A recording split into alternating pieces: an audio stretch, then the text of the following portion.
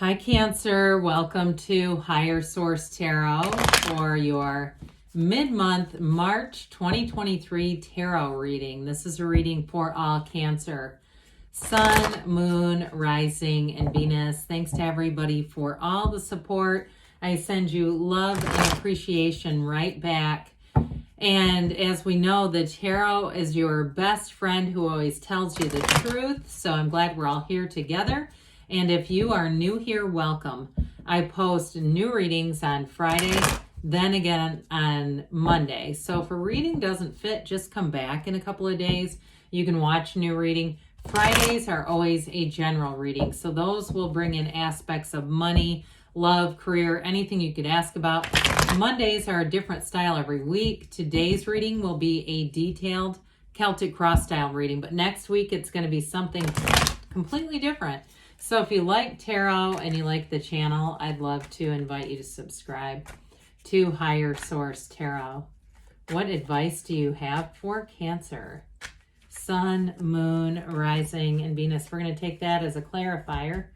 What else does Cancer need to know, please, for the best and highest good of all involved with Cancer? Messages for Cancer, please. All right, we'll start with the tarot. Then we're going to have Fortune Oracle and also the Whispers of Love joining us today. You have the Three of Cups as your current situation. The immediate influence is the Seven of Pentacles. You have the Six of Cups in your subconscious, the Seven of Swords in the distant past, the Hermit in the more recent past. The High Priestess is coming towards you.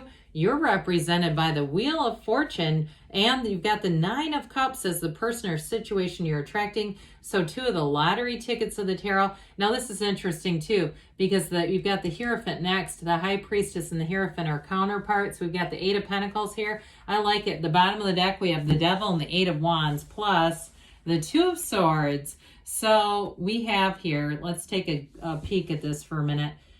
It looks like we have four major arcana. We have Scorpio, Leo, Aquarius, Taurus is here. We've got Virgo here and Capricorn. And I actually meant to say we have five because we have the Devil here. All right, so with this Devil energy, talk about, it just screams to me, let go to receive.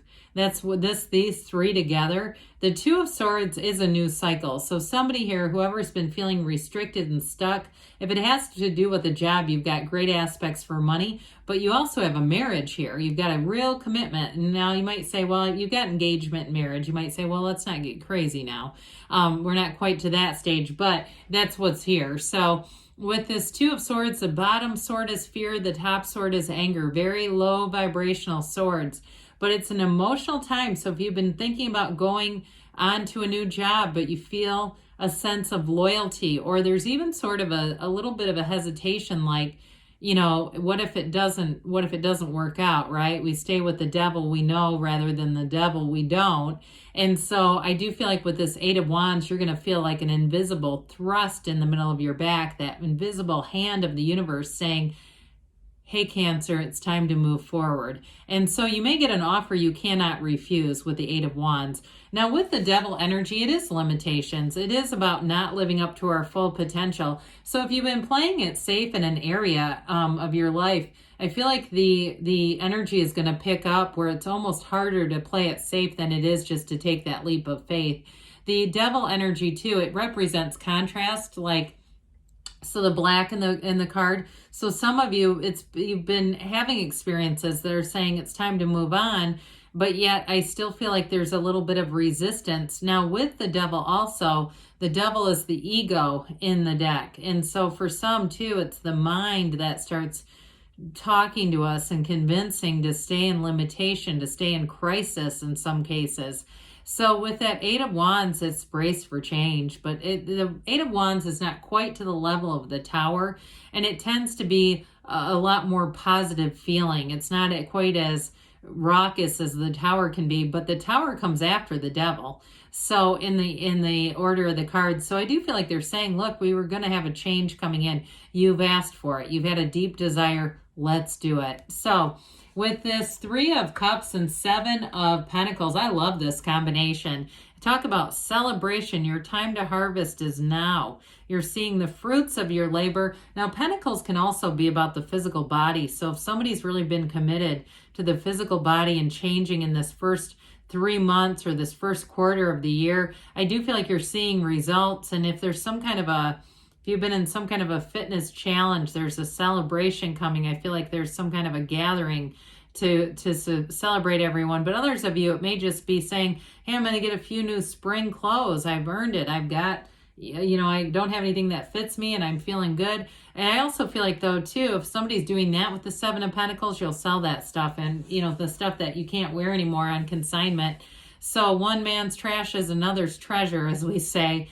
But with that Seven of Pentacles, it is about making gains no matter what. So even with money, but also, too, they're telling you the wait is over. If you've been waiting on a relationship with that Seven of Pentacles, Three of Cups, with the Three of Cups, it is reunions for some, but it also can be a new endeavor of the heart. Okay, so new beginnings, embarking on that new endeavor, and it's wonderful. The Three of Cups I mentioned is an engagement card, but it is a time of really having pure joy and saying, I am in love with this person, and especially because you're attracting the Nine of Cups as your person. That Nine of Cups, that is somebody who will be by your side. I mean, this is somebody who they have a love that has no bounds. I feel like they are somebody who's very supportive, they look on the bright side. They've got a real optimistic kind of viewpoint. So I definitely feel like in terms of love, you've got a great reading here. But the Nine of Cups ultimately is wish fulfillment.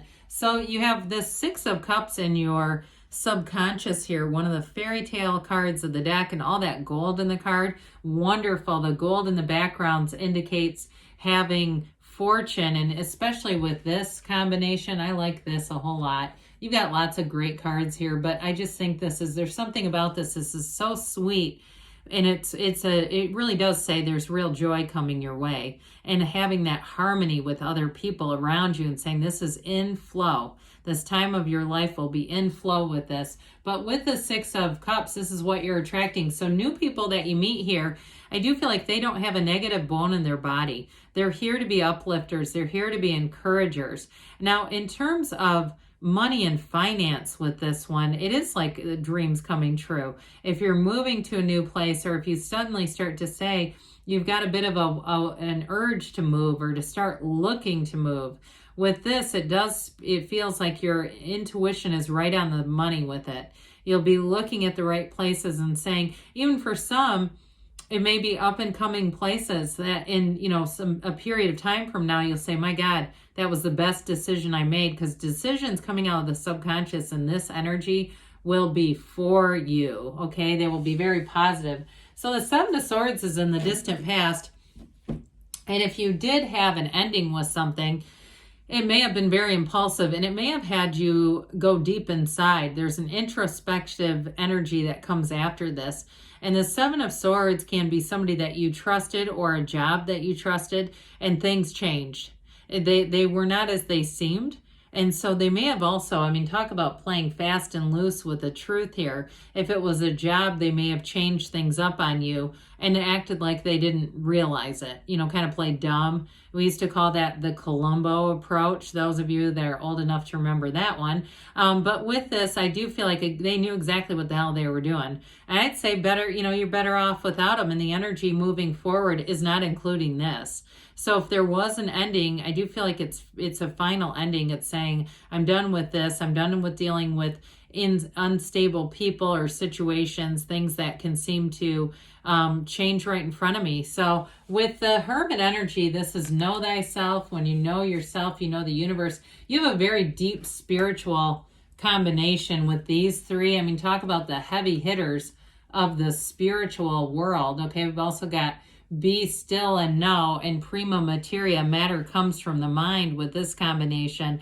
So I do feel like in terms of who you're attracting, the Hermit represents your higher self, and it is telling you that you're on the right path. The Hermit is a card of success and achievement, but it comes from being in that place of source energy, being aligned with what you really are, again, is source. So with this Hermit energy, holds that magic wand to guide him with the lantern through the night. So with this is going to be a period where you gain great wisdom and talk about really knowing who you are. So going into a relationship, because of this, the people you'll attract will be solid. They will be people who also know who they are. You're not here to be a treatment center for other people, right? You're here to have love and to have joy on the journey. And it doesn't mean that you can't be supportive with this, or if you are a therapist or something and that's part of your job. But in terms of having a significant other, that is a no-go, trying to have somebody who's got a lot of unhealed wounds. But with this, it is mature energy. And so for some, it's also an indicator that you are attracting someone very mature along the way here. So the High Priestess comes in, 4 moons, I believe, in this cycle. Her gown turns to water. So it is the beginning of flow. Now, if you do some kind of a private practice, if you are going to be opening a private practice, I don't know why that keeps showing up, but they keep wanting to mention it.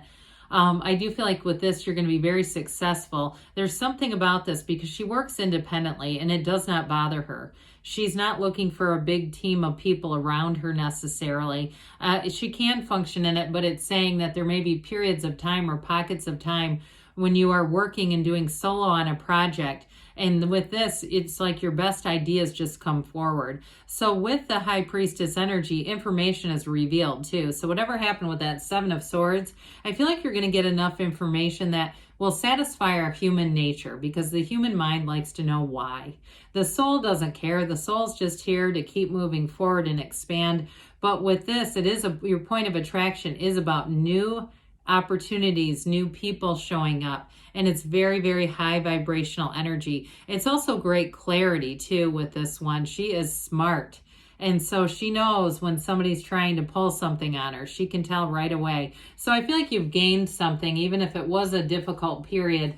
You've learned what you've needed to out of it. So the Wheel of Life comes in, this wonderful lottery ticket of the tarot. You are going to be in the right place at the right time. This is always the Wheel of Fortune. It's not the Wheel of Misfortune. This is not mishaps and bungles and blooper reels. This is like, wow, that was amazing. There was a delivery. You know, we talk about this periodically about the law of attraction. When we go into a coffee shop and we order a coffee, we don't sit and worry that they're going to bring out tomato soup. We know that they're going to get coffee. They're probably going to get that right. But with the universe, we fret and say, how is this thing going to figure this out?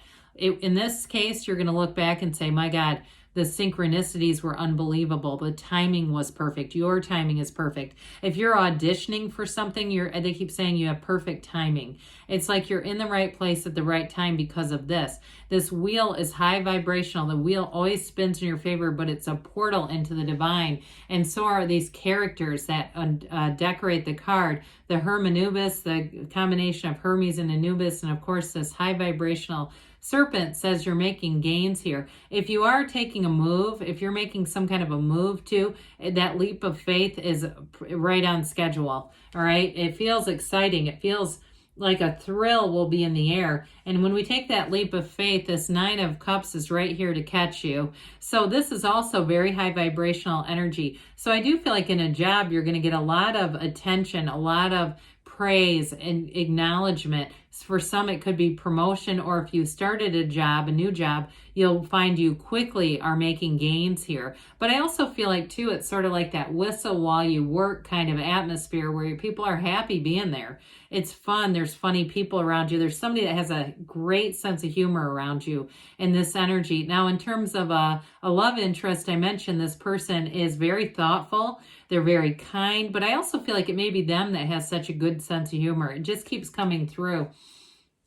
While the Hierophant brings in unity, with this card, it's knowing. That inner knowing comes forward, especially with the High Priestess also being here. So follow your instincts. I can't say that one enough. But with the Hierophant, too, this is a partner for life, by the way. So for some of you, you truly are bringing in a real love. If you're in a relationship, I don't see it going anywhere. but other people too with the job situation. This also can be making gains in terms of your skill set, more education, and talk about making gains with the Eight of Pentacles.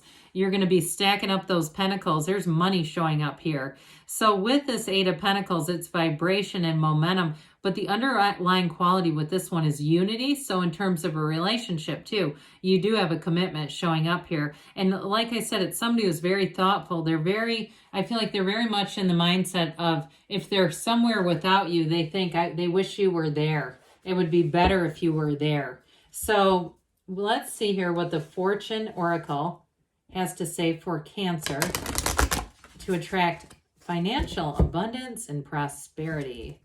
What advice do you have for Cancer, please?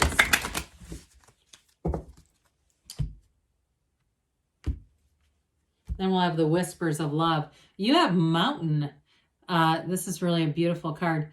Know that you are protected as you face challenges, but remain cautious. So for some of you, there's not a lot of trickery located in this reading. However, if you do face a challenge, they're just reminding you, okay, that you are protected. So let's see what the angels have to say for Cancer about love, please. Messages for Cancer about love.